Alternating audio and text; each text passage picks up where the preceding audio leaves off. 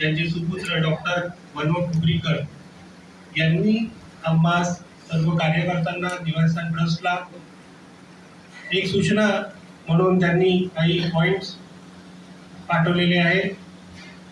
मागच्या वर्षी 2024च्या एंडिंगला जेव्हा डॉक्टर साहेब आले होते आणि त्यावेळेस बरेचशा सेवक संमेलनामध्ये त्यांनी आपली उपस्थिती दर्शवलेली होती. त्यात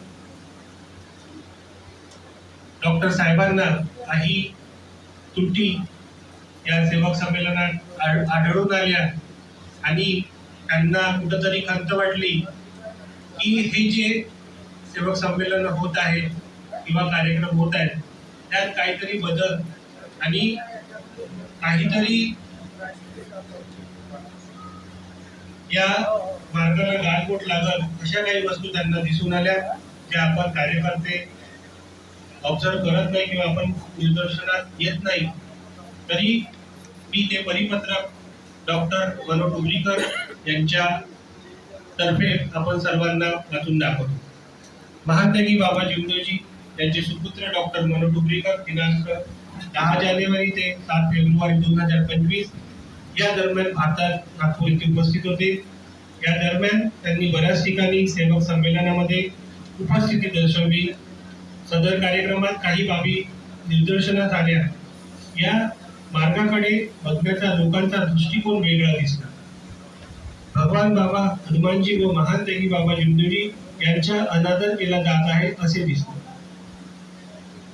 एका काचूरवाही येथील कार्यक्रमामध्ये या बाबतीत त्यांनी स्पष्ट बोलून दर्शवले की मला असा प्रकार आवडलेला नाही.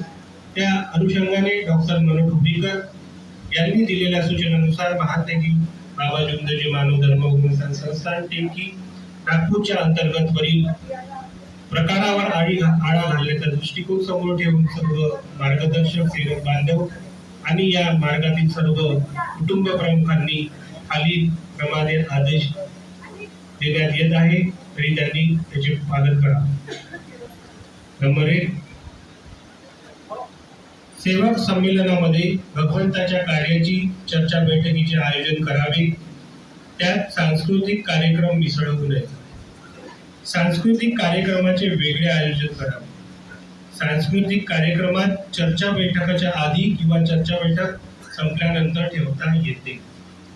आपल्याला हा मुद्दा लक्षात आला असेल. बऱ्याचशा ठिकाणी असं होते की पाहुणे येतात, त्यांच्या स्वागतासाठी परत स्वागत गीत किंवा परत कोणते तरी डान्स किंवा लेझिम असा प्रकार ठेवला जातो. चर्चा बैठक परमेश्वराची सुरू असते आणि मधातच काहीतरी सांस्कृतिक कार्यक्रम लेझिम किंवा काहीतरी हे सुरू होत असतं. तर याला आपल्याला पूर्णपणे बंद करायचं. यात जर एकदा चर्चा बैठक सुरू झाली तर ती सुरूच ठेवावी. त्याच्या मधात कोणताही कार्यक्रम करू नये. डान्स झाला, लेझिम झालं किंवा कोणतेही स्वागत गीत. आणि बरेच वेळा असंही होते की पाहुणे उशिरा आले की त्यांचं स्वागत सुद्धा होते, पण तसं करू नये. याची आपण थोडी दखल घ्यावी. मला वाटते पहिला मुद्दा सर्वांना समजून आलेला.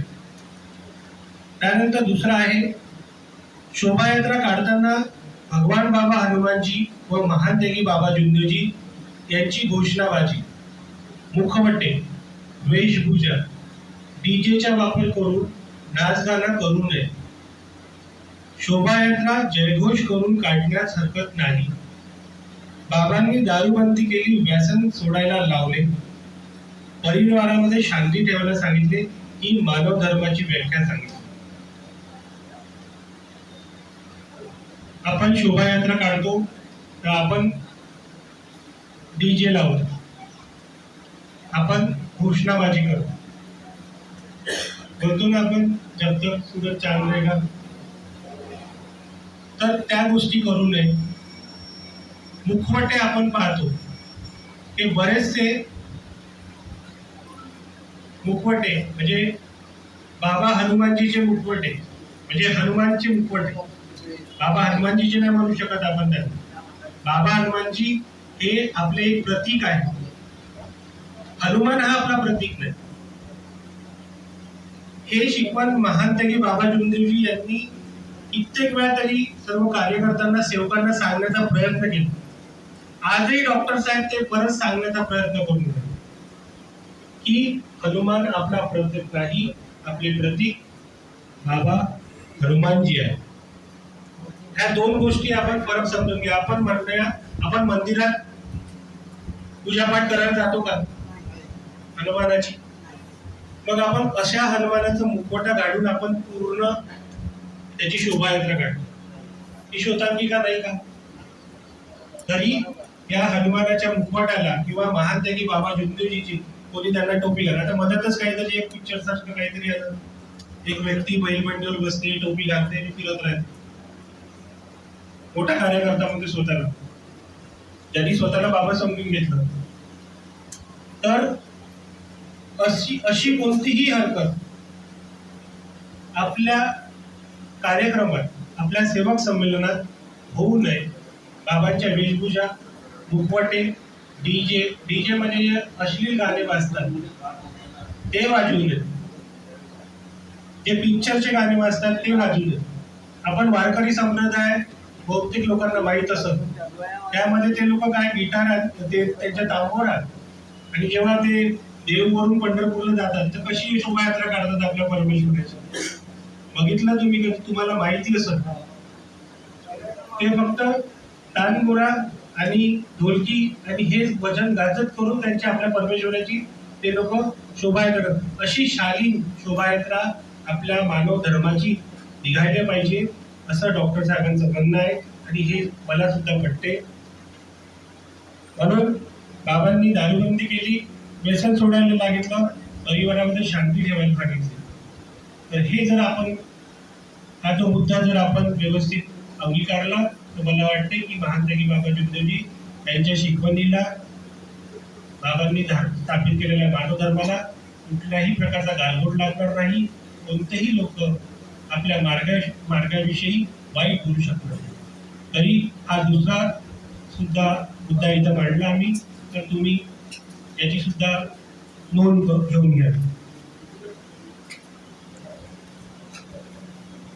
बऱ्याच ठिकाणी असंही दिसून आलं की वैयक्तिक कौटुंबिक कार्यक्रमामध्ये बाबा हनुमानजी, बाबा जुमदेवजी यांच्या आकृतीचा मुखवटा यांचा सुद्धा वापर केला जात होता.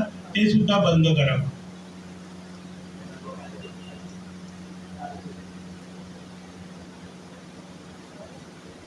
भगवान बाबा हनुमानजी, महान त्यागी बाबा जुमदेवजी मार्गातील अनुभवावर आधारित भजन तयार करताना त्याला भजनाची चाल व स्वरूप असावे. रॅप सॉन्ग, डिस्को इत्यादी सारखी चाल असू नये. करणारा ऐकणारा तल्लीन व्हावा व कानाला सुमधुर वाटेल अशी चाल करावी.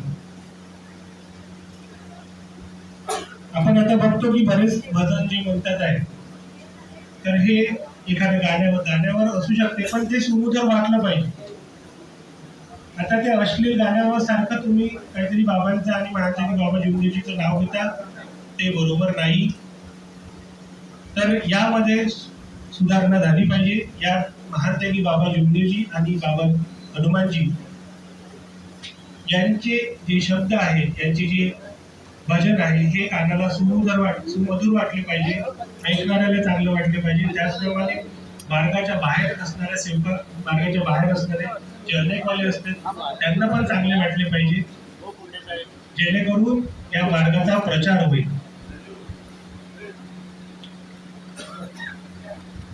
भगवान बाबा हनुमानजी, महान त्यागी बाबा जुमदेवजी आणि या मार्गाचा अनादर होईल असे कोणतेही कार्य घडू न देण्याची संपूर्ण जबाबदारी कुटुंब प्रमुख सेवक व त्या परिसराच्या कार्यकर्त्याची राहील. यात खूप काही सांगायची गरज नाही, मला असं वाटते.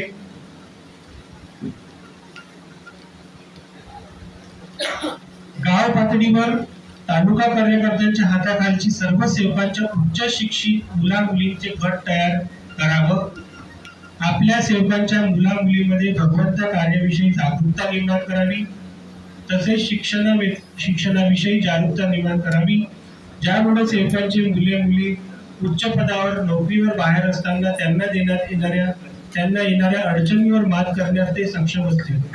तसेच उच्च पदावरील अधिकारी किंवा सहकारी यांना या मार्गाबद्दल सांगू शकतील आणि या मार्गाचा महत्व आणि परिचय देऊ शकतील.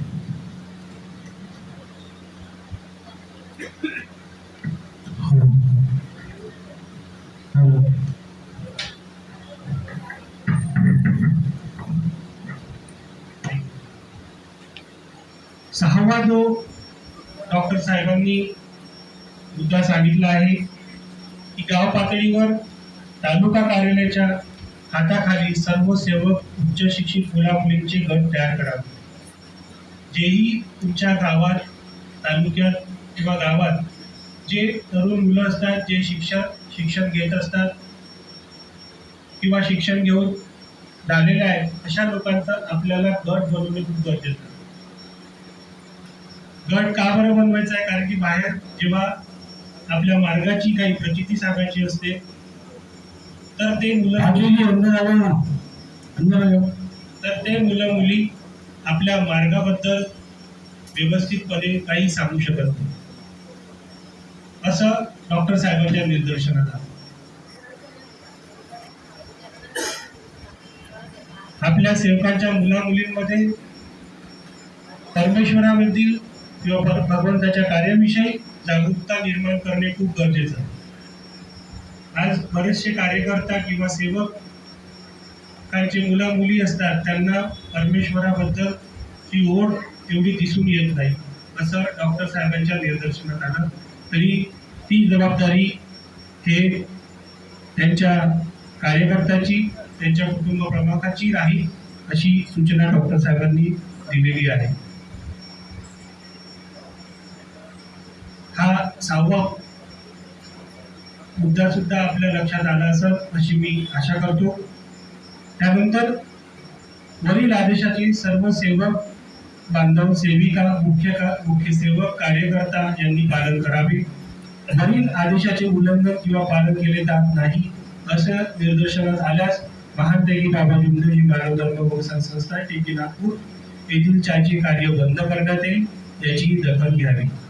तसेच महानतेगी बाबा जुमदेवजी कार्यकर्त्यांची व शिकवण्याची प्रतिमा जी सर्वात उत्कृष्ट आहे, याबद्दल इतरांच्या मनात आदर, सन्मान निर्माण होईल, यात सहकार्य करावे ही विनंती अध्यक्ष डॉक्टर मनोहर ढुबरीकर, महानतेगी बाबा जुमदेवजी मानव धर्म प्रोत्साहन संस्था टेकी नागपूर.